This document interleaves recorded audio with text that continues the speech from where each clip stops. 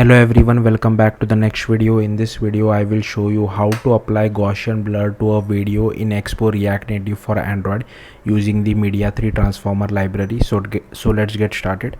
Okay, so firstly I will be creating an Expo React Native project, and for this I will be using this blank TypeScript template.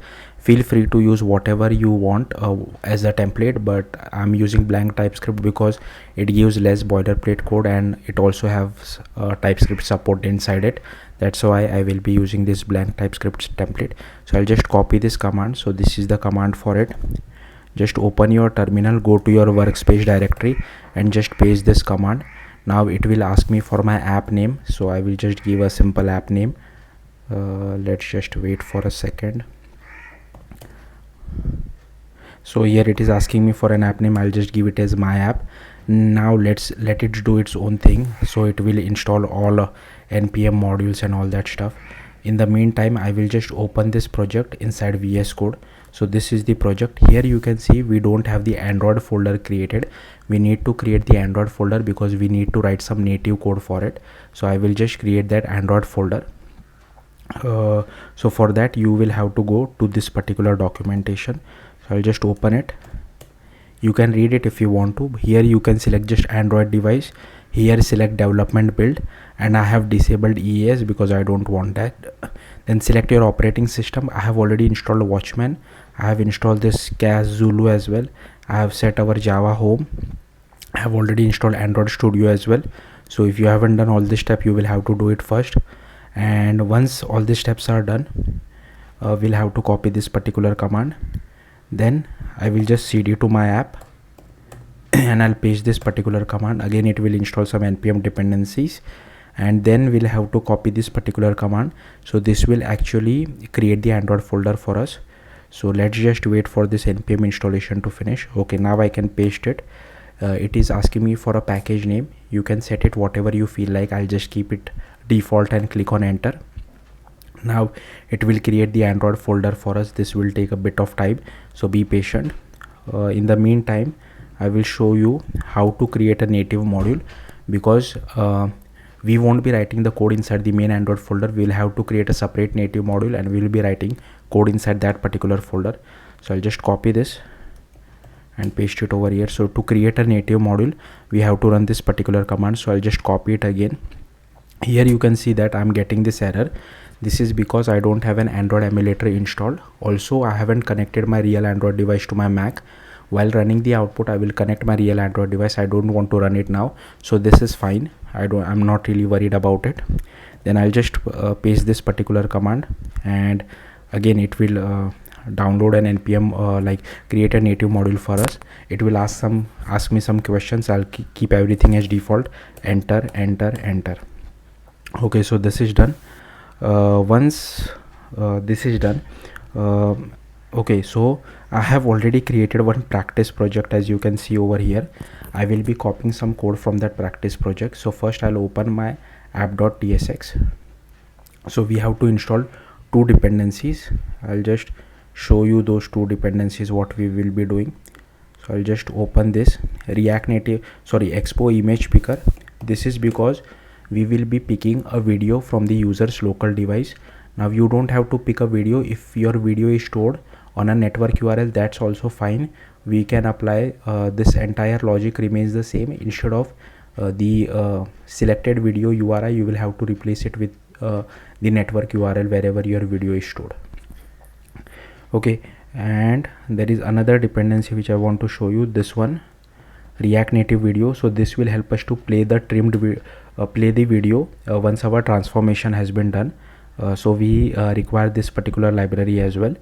So I will just install this. Okay, I'll copy it. I'll go to my terminal again and I'll just run this. Once that is done, we have to add this particular thing as well inside our app.json. So I'll just go to my app.json, and after web I will add it over here. And here I need access to our videos, right? So I'll just change it. Okay, and I'll remove this. So something like this is fine. Change it to whatever you feel like. And for Android, so for now, coming back to this dependency for playing the video, so we have to copy this and we have to again paste it over here. again it will install.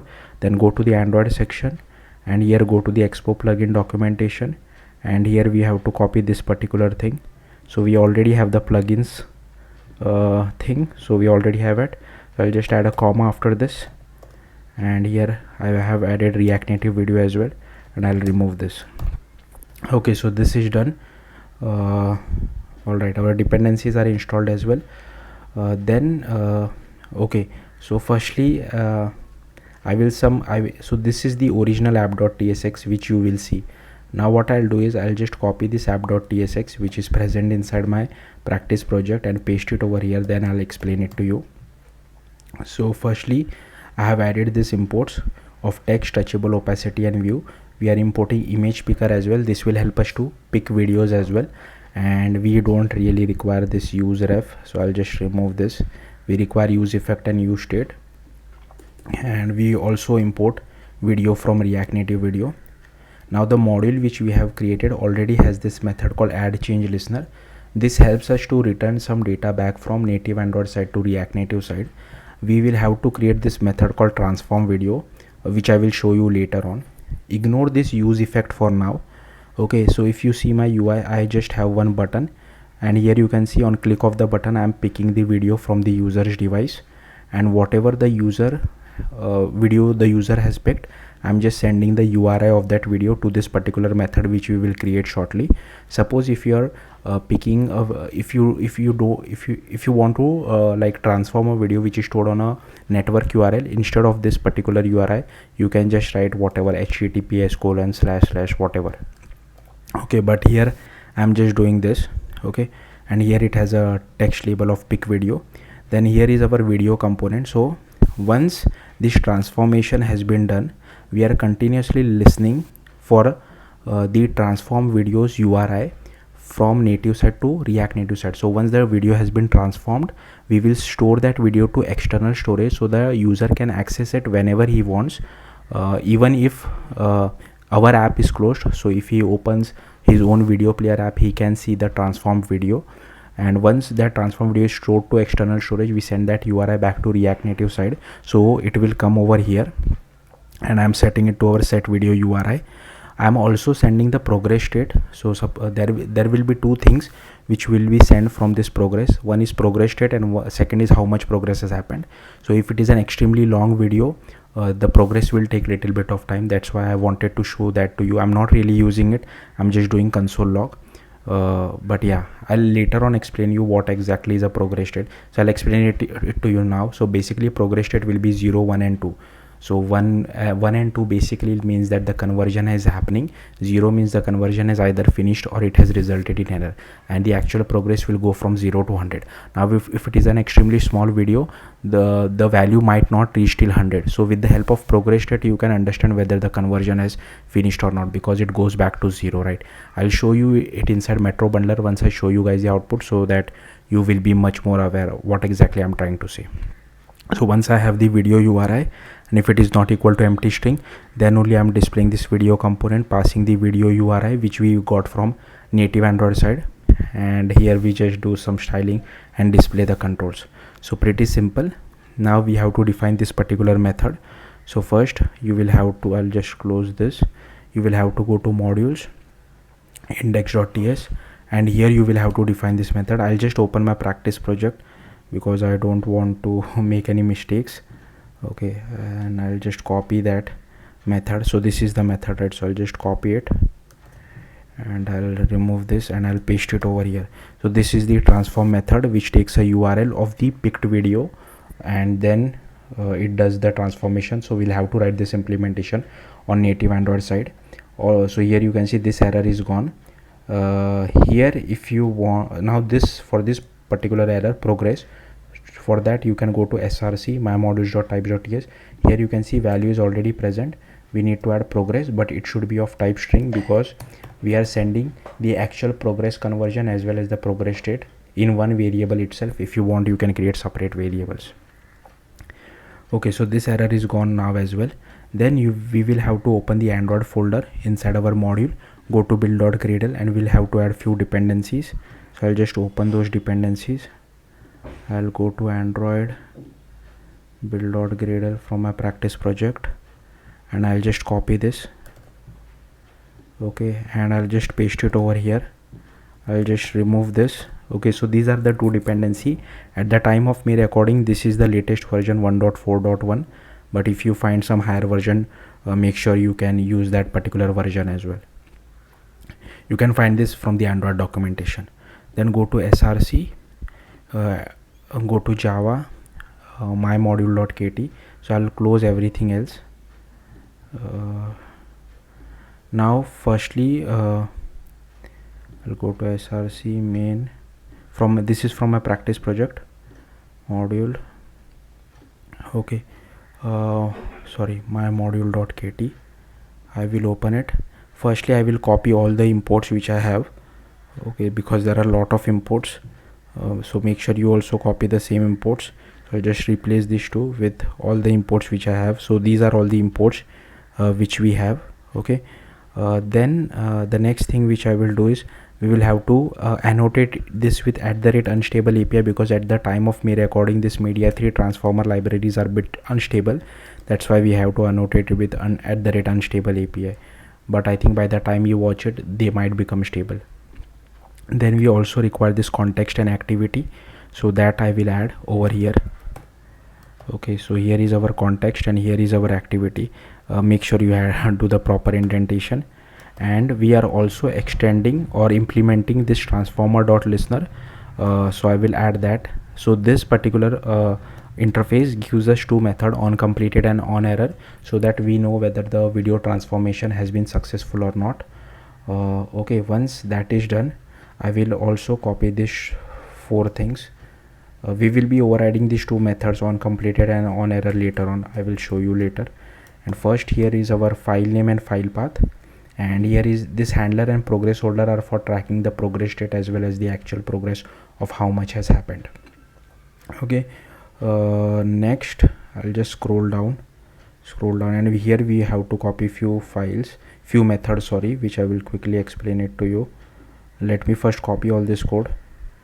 Okay, so I'll just copy all this, and what you will have to do inside your project, inside of your my module.kt file, just scroll down, and here you will have to come over here. Okay, leave only one ending brace at the very bottom and just paste this particular thing. So here you can see first I have pasted this create external file code. So basically this will create our file inside internal storage. Okay, even I have just copy pasted all this code from the documentation. Even I don't understand it fully. I mean, it's not that difficult, but yeah, I have just copy pasted. Then we need to save this file to external storage so that the user can access it from whichever app he wants or from file explorer. That's what I'm doing over here. Again, I have just copy pasted this code from Stack Overflow. Yeah, you can do the same thing. So I'll simply scroll through this. Feel free to pause the video wherever you feel like and just copy paste all this code which I have. Okay, then here as you can see we are overriding this on completed method. So once the completion has done, transformation has done, we just save the file to external storage, get the URI, and here you can see I'm sending it back to React Native side. And in case of error, I'm just displaying a toast message for now. If you want to send an error, you can send it back as well to React Native side, just like I'm sending this particular thing. Okay, so till here everything is okay, I hope. All right. Okay, so the next part is I have just changed the imports of few. So I have added this Gaussian blur import as well as this Gaussian blur with frame overlaid import. Make sure you add these two import as well. Then again I'll just scroll down, and here you can see after this particular view I have added this function called async function, and here on the main thread we create an array list of effect, and here you can see I'm adding this Gaussian blur. Ignore these three, I have just commented it out, these three. So I'm adding a Gaussian blur of 10f. You can change this value to whatever you feel like. Now there is something other ways of applying Gaussian blur as well, but I've just added this code just to show it to you. I'm not really using it. So there is this Gaussian blur, then there is this Gaussian so if I just open Android Studio, it will show you properly what exactly are these values. So if I just uncomment this, here you can see the first value is sigma, the second one is num standard deviation. I am not really sure what that is, but if you have better knowledge you can use that. Then for this it is sigma, scale sharp x, and scale sharp y. And for the last one it is sigma, number of standard deviations, scale sharp x, and scale sharp y. So make sure you run whatever you feel is comfortable or right for you. I'm just running this way, this one. Okay, back to VS Code. Then here we create our transformer, then we create our input media item, then we create our edited media item, we create our external file, then we start our transformation, and then we start recording the progress. So here you can see again I'm sending the progress state as well as the actual progress of 0 to 100 back to React Native side. And here you can see I've added a 500 milliseconds delay as well, just so that I don't bombard React Native with all these events. So yeah, that's it for this. Now again I'll just simply scroll through this, scroll at the top. Feel free to copy whatever code we have. Pause the video wherever you feel like and just copy the code.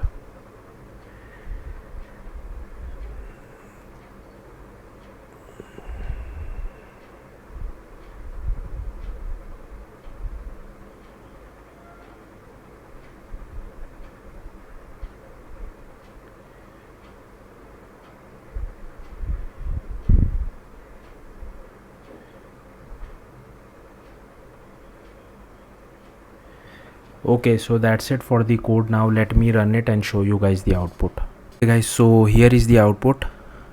I'll just dismiss this. I'll click on pick video, and here you can see that there are two videos. Now I'm mirroring my device, so the output is little laggy. I'll just select this 15-second long video, and if I open my Metro bundler, here you can see it is actually showing the progress as well. Ignore the undefined, that is for the URI. We haven't received the URI because the transformation is not done yet, but the two which you see is a progress state, and this 17, 18, 20, 22, is the actual progress of how much conversion has taken place. At the very end, this 30, 31, 32 will, sometimes it doesn't reach till 100, but this progress state becomes 0. With that you can know that okay, the video has finished conversion, or it has finished applying Gaussian blur.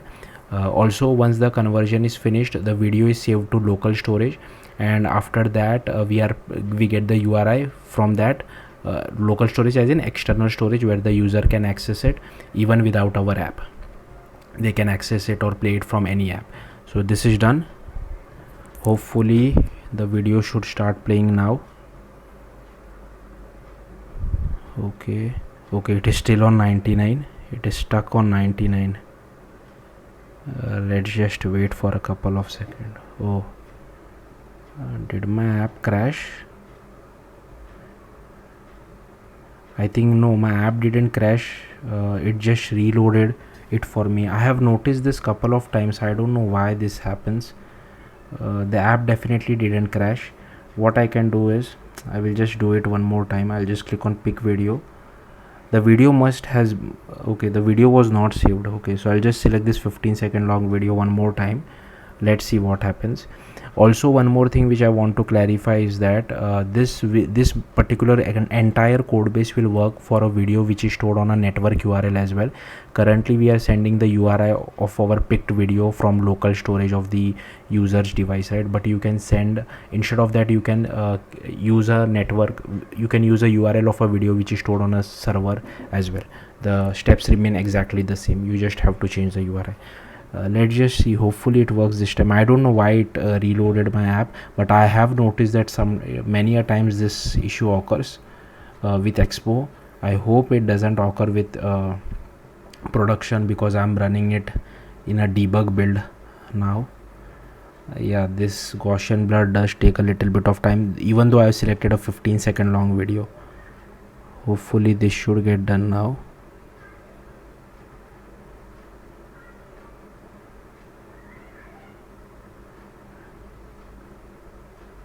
I don't know why it is stuck on 99. Okay, finally the transformation has happened, and I'll just dismiss this. Here you can see the Gaussian blur is applied, so the video is not actually, the video is obviously blurry, right? So I'll just replay this video, just move it at the start. Also, if I quickly click on pick video, here you can see now there are 3 videos instead of 2, and the first video is blurred. Okay, So again, I'll just play the video just to show it to you. Here you can see the video is blurred. Hopefully you got the point. Yeah, that's it. Thank you for watching. Bye.